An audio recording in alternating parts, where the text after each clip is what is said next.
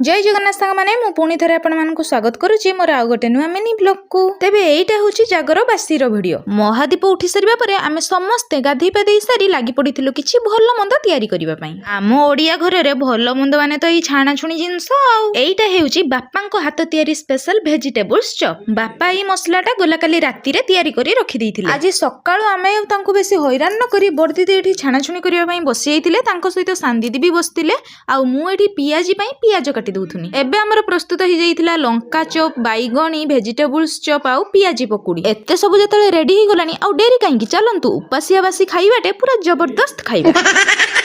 एइठी आम घरर समस्ते माने परिरा बाबू, शिवा, वर्षा, ऋतु, टुकुनी, बड़दीदी, मु, सांदीदी आउ गला काली राती रे मो भौणीर पुओ पुतुरा आस्तिला। आमे समस्ते मिसिकी जबरदस्त खाइबाटे खाइलु। खिया पिया सरी जिबा परे आमे समस्ते मिसिकी टिके गपसप करनेलु काहे कि ना दिही परे पखाळ खाइबार अछि आउ पखाळ संग गरम गरम कोन टिके तरकारी कर देकी आमे खाइ दबु। सेइति पई एठी समस्ते बसिकी फ्री रे गपसप करथुलु।